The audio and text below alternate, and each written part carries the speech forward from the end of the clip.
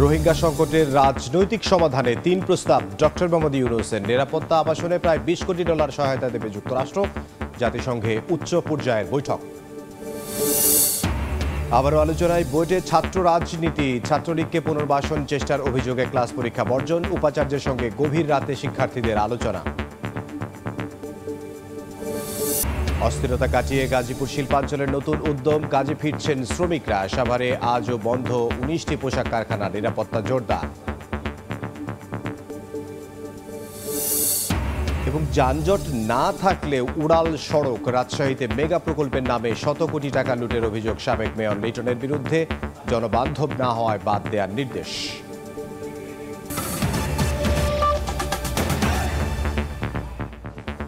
সময় সংবাদের সঙ্গে আছি আমি ইমদাদুল হক। রোহিঙ্গাদের সহায়তায় বাংলাদেশকে প্রায় $20 কোটি সহায়তার ঘোষণা দিয়েছে যুক্তরাষ্ট্র। জাতিসংঘের সাইডলাইন বৈঠকে বিষয়টি নিশ্চিত করেন মার্কিন আন্ডার সেক্রেটারি উজরা জেয়া। রোহিঙ্গা প্রত্যাবাসনে রাজনৈতিক সমাধানে 3 দফা প্রস্তাব তুলে ধরেন প্রধান উপদেষ্টা ডক্টর মোহাম্মদ ইউনূস। অন্যদিকে জাতিসংঘে সদস্যপদ প্রাপ্তির 50 বছর পূর্তি অনুষ্ঠানে প্রধান উপদেষ্টা বলেন, সারা বিশ্বে শান্তি প্রতিষ্ঠায় আরও ভূমিকা রাখতে চায় বাংলাদেশ। নিউ ইয়র্ক থেকে আহমেদ সালেহিনের রিপোর্ট। জাতিসংঘের অধিবেশন চলাকালে রোহিঙ্গা ইস্যুতে সাইডলাইন বৈঠকে বসেছিলেন উচ্চ পর্যায়ের কর্মকর্তারা। সংকট মোকাবেলায় নানা আলোচনার এক পর্যায়ে মার্কিন যুক্তরাষ্ট্রের আন্ডার সেক্রেটারি উজরা জায়া ঘোষণা দেন, রোহিঙ্গাদের নিরাপত্তা, আবাসন ও আশ্রয়দাতাদের সহায়তায় $199 মিলিয়ন সহায়তা দিবে যুক্তরাষ্ট্র। একই বৈঠকে যোগ দিয়ে বাংলাদেশের অন্তর্বর্তীকালীন সরকারের প্রধান উপদেষ্টা ডক্টর মোহাম্মদ ইউনূস আবারও রোহিঙ্গা প্রত্যাবাসনে যুক্তরাষ্ট্র সহ বিশ্ব নেতাদের সহযোগিতা বাড়ানোর তাগিদ দেন। পাশাপাশি সংকট মোকাবেলায় রাজনৈতিক সমাধান সহ 3টি প্রস্তাব তুলে ধরেন তিনি। In view of the deteriorating human security, I would like to propose the following. 1.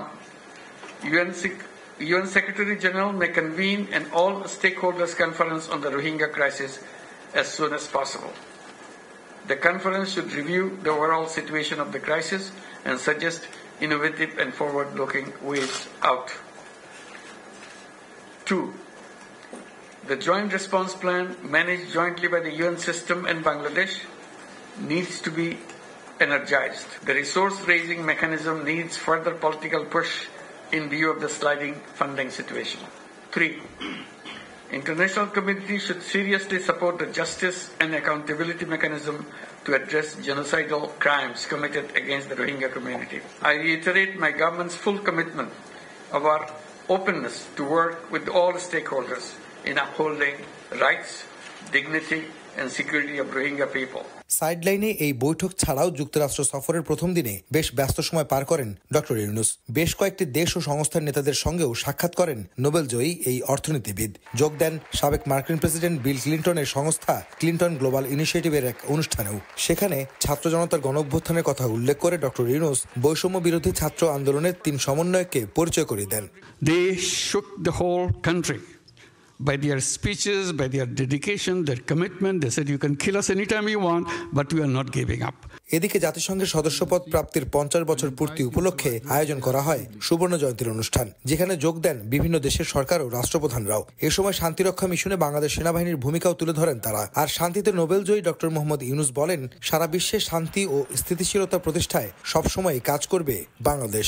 সবচেয়ে মেজর যেটা ছিল এই ডিসকাশনে যে সবাই বাংলাদেশকে প্রশংসা করেছেন। 5 দিনের এই সফরে আগামী 27 সেপ্টেম্বর জাতিসংঘের অধিবেশনে বক্তব্য দেওয়ার কথা রয়েছে ডক্টর মোহাম্মদ ইউনূসের। জাতিসংঘে সদস্যপদ প্রাপ্তির 50 বছর পূর্ণ করল বাংলাদেশ। আর সেই সুবর্ণ জয়ন্তী উদযাপন উপলক্ষে জাতিসংঘের সদর দপ্তরে আয়োজন করা হয় এক অনুষ্ঠানের, যেখানে শান্তি মিশনে বাংলাদেশ সেনাবাহিনীর ভূয়সী প্রশংসা করেন উপস্থিত বিশ্ব নেতারা।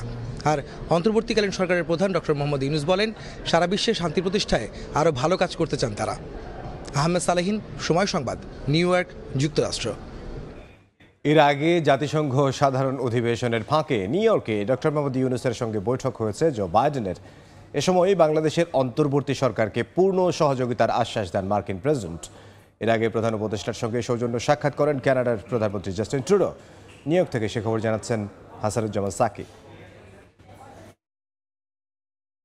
জাতিসংঘের সাধারণ অধিবেশনের ফাঁকে মঙ্গলবার নজিরবিহীন এক বৈঠকে বসেন মার্কিন প্রেসিডেন্ট জো বাইডেন ও বাংলাদেশের প্রধান উপদেষ্টা ডক্টর মোহাম্মদ ইউনূস। জাতিসংঘ অধিবেশনের মধ্যে এবারই প্রথম বাংলাদেশের কোনো সরকার প্রধানের সঙ্গে বৈঠক হয় মার্কিন প্রেসিডেন্টের।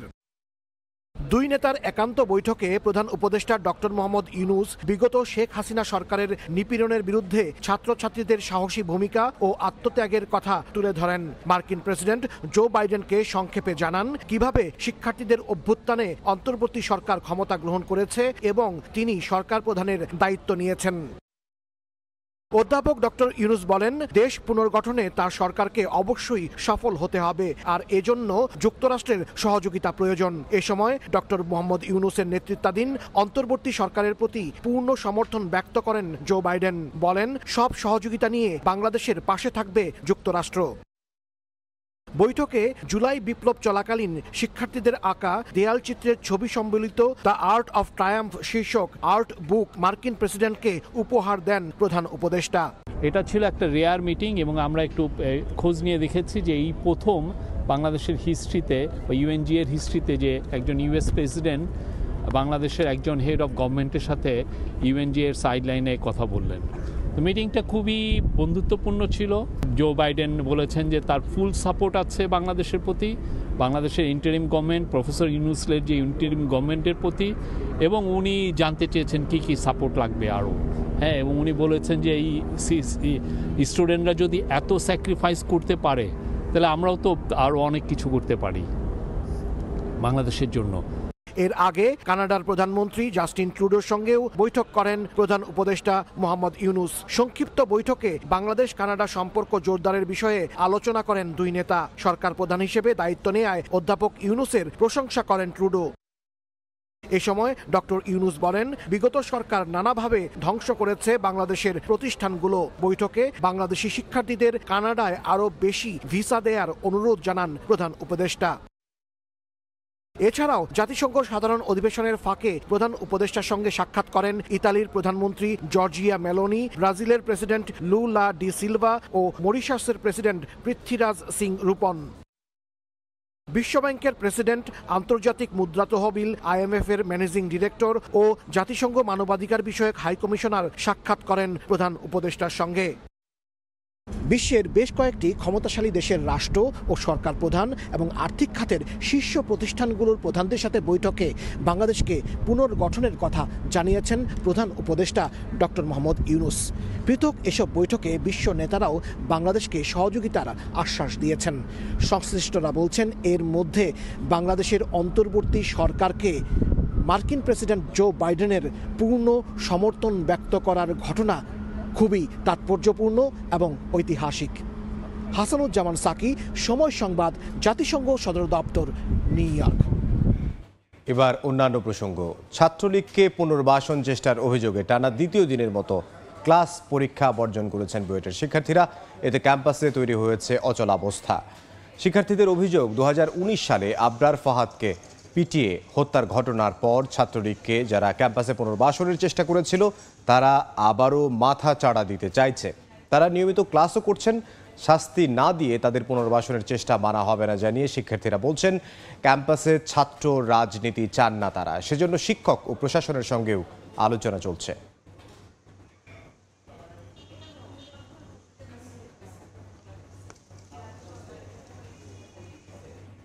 এই মুহূর্তে বুয়েট ক্যাম্পাসে আছেন সহকর্মী আলতাফ হোসাইন, সরাসরি যাব তার কাছে।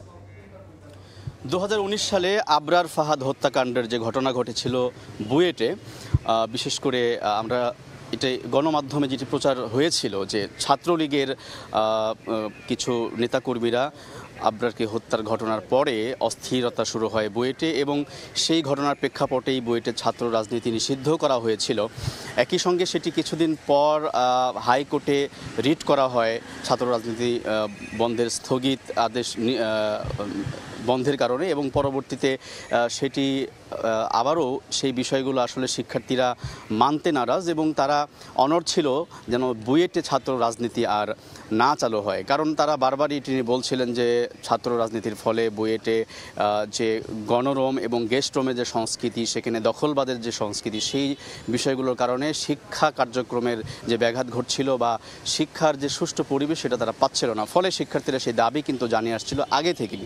এবং যখন হাইকোর্ট সেই বন্ধের যে ছাত্র রাজনীতি বন্ধের যে স্থগিত করা হয়েছিল, পরবর্তীতে হাইকোর্টের রায়ে স্থগিতাদেশ যে উঠিয়ে নেওয়া হয়, এরপরে কিন্তু ছাত্ররা আবার আন্দোলনে নেমেছিল। তো এরই পরিপ্রেক্ষিতে আমরা দেখছি যে বিগত সরকার পতনের পর তারা বলছেন যেটি যে ছাত্র রাজনীতিতে বিশেষ করে ওই সময় যারা ছাত্রলীগকে পুনর্বাসনের জন্য চেষ্টা করেছিল তাদেরই বেশ কিছু ছাত্র নেতারা এখন ক্যাম্পাসে আসছেন, বুয়েটে ক্লাস করছেন এবং সেটার কারণে তারা শঙ্কা প্রকাশ করছেন যে বুয়েটে আবারও সেই পুরনো সেই অন্ধকার দিনগুলো ফিরে আসছে। সেই কারণে তারা দাবি জানিয়ে আসছেন এবং গতকাল মঙ্গলবার থেকে আজ পর্যন্ত তারা ক্লাস বর্জন করেছে এবং তারা বলেছে ক্লাস সহ সামনে যে ক্লাস পরীক্ষা আছে সেগুলো তারা একই সঙ্গে বর্জনের ঘোষণা দিয়েছে। এবং তারা শিক্ষকদের সাথে কথা বলছেন, তারা জানাচ্ছেন সেটি হলো যে একেবারেই বুয়েটে ছাত্র রাজনীতি যেন আর চালু না হয় এবং কোনো ধরনের লেজুর ভিত্তিক ছাত্র রাজনীতি বুয়েটে যেন না থাকে, সেই দাবি যারা শিক্ষকদের কাছে জানাচ্ছেন এবং বুয়েটের প্রশাসনকে তারা জানাচ্ছেন। এবং এর পরিপ্রেক্ষিতে গতকাল রাতে তাদের এক দফা শিক্ষকদের সাথে আলোচনা হয়েছে এবং তারা জানাচ্ছেন যে শিক্ষকরাও এতে সম্মত হয়েছেন যে বুয়েটে ছাত্র রাজনীতি যেন নিষিদ্ধ হয়। এবং আজ পর্যন্ত আমরা শিক্ষার্থীদের সাথে কথা বলেছি, শিক্ষার্থীরা যেটি বলছেন যে এখন পর্যন্ত কোনো ধরনের সিদ্ধান্ত এখন পর্যন্ত প্রশাসন জানায়নি, তবে তারা আনুষ্ঠানিক ব্রিফিং করে এর আগে তারা ক্যামেরার সামনে কথা বলতে রাজি হচ্ছেন না। পরবর্তীতে কি সিদ্ধান্ত হয়, শিক্ষকরা কি জানায়, সেটি তারা ব্রিফ করে আনুষ্ঠানিকভাবে গণমাধ্যমকে তারা জানাবে। এই ছিল বুয়েট ক্যাম্পাস থেকে আমার কাছে থাকা সর্বশেষ খবর। বুয়েট ক্যাম্পাসের সামনে থেকে আমাদের সহকর্মী আলতাফ হোসেন জানাচ্ছিলেন। সাবেক শিল্পমন্ত্রী নুরুল মুজিদ মাহমুদ হুমায়ুনকে গ্রেফতার করা হয়েছে। ভোরে গুলশান থেকে তাকে গ্রেফতার করে র্যাব। এক সংবাদ বিজ্ঞপ্তিতে বিষয়টি নিশ্চিত করেছেন র্যাবের লিগ্যাল ও মিডিয়া উইং পরিচালক লেফটেন্যান্ট কর্নেল মনিম ফেরদৌস। বিজ্ঞপ্তিতে জানানো হয়, গত 4 অগস্ট নরসিংদীর মাধবদীতে ছাত্র জনতার আন্দোলনে হামলা ও হত্যার অভিযোগ করা মামলা তাকে গ্রেফতার করা হয়েছে।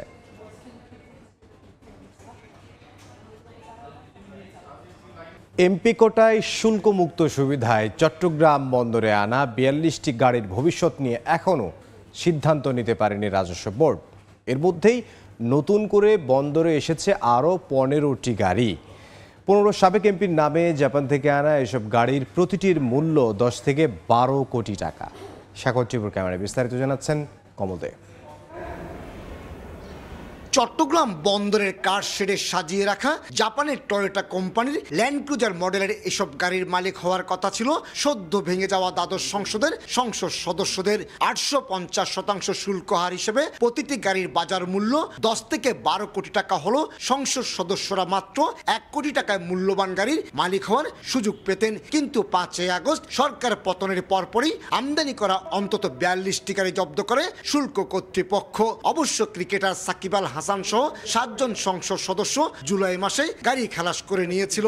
সবশেষ চালানে 14 সেপ্টেম্বর আনা হয়েছে আরো 15টি গাড়ি। আমাদের নিয়ম অনুযায়ী আমরা 30 দিন দেখব, দেখার পরে যদি এর মধ্যে এগুলা নর্মালি ডেলিভারি না যায় তাহলে আমরা কাস্টমসকে সেগুলো বাই পেপার হ্যান্ড ওভার করে দেবো।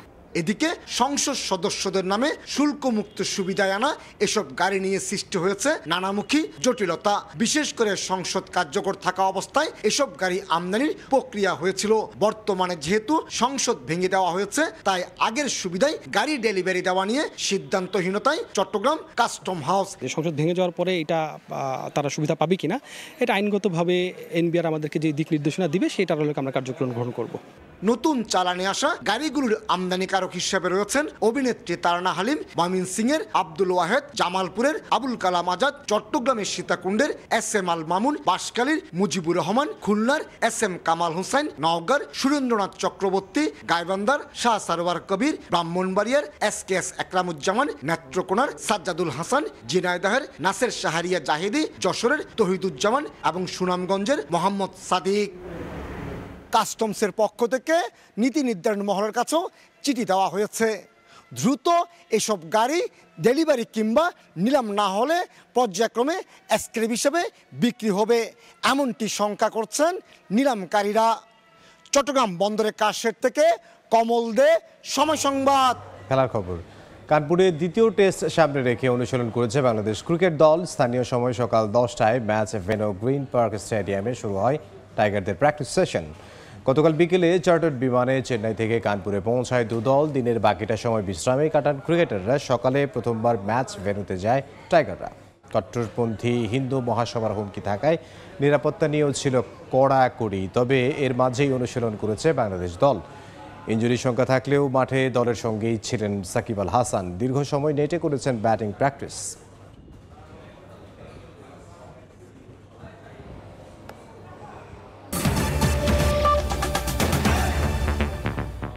এই ছিল সময় সংবাদের সঙ্গে থাকুন সময়।